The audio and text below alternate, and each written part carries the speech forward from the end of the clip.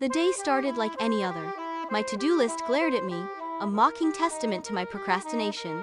I knew I should start on the report, a mountain of data analysis looming large, but my fingers instinctively reached for my phone. That's when I heard him, a tiny, almost imperceptible chuckle. It was him, the monkey, my inner monkey. He was already at the controls, his mischievous grin reflected in the glowing screen.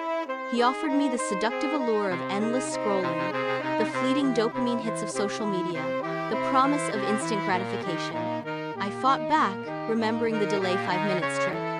"Okay, monkey," I muttered. "5 minutes of work, then you can have your screen time." I opened my laptop, forcing myself to focus. The initial resistance was fierce. The monkey chattered and pulled at my attention, throwing images of cat videos and breaking news headlines at me. But I persisted. 5 minutes ticked by, surprisingly quickly. I felt a small sense of accomplishment, a tiny victory against the relentless urge to distract myself. The next task was more challenging. The report demanded intense concentration. The monkey grew bolder, whispering promises of a quick snack break, a relaxing video game session. This is where the dopamine swap came into play. I made a deal with myself.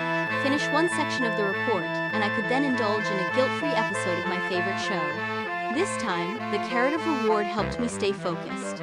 I powered through the data, the satisfaction of progress slowly overpowering the monkey's incessant demands. The final hurdle was the introduction. I stared at the blank page, the monkey's grip tightening. This was where the 3-second rule had to work its magic. I counted down, 3.2, 1, go, and started typing. The words flowed, surprisingly effortlessly.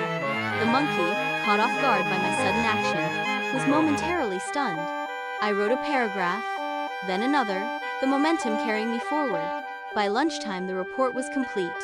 I felt an unexpected surge of pride. I had won. The monkey was still there, of course, but he seemed quieter, slightly less powerful. I allowed myself a celebratory episode of my show, the taste of victory sweet on my tongue. It wasn't just the show. It was the knowledge that I had successfully navigated the chaotic landscape of my own mind, that I had tamed, at least for now, the impulsive desires of my inner monkey. The battle was far from over, I knew. But today, I had won a crucial skirmish in the war against procrastination. Try one now. Which hack works best for you? Comment below. Also, don't forget to share and subscribe my channel Empower Body and Mind.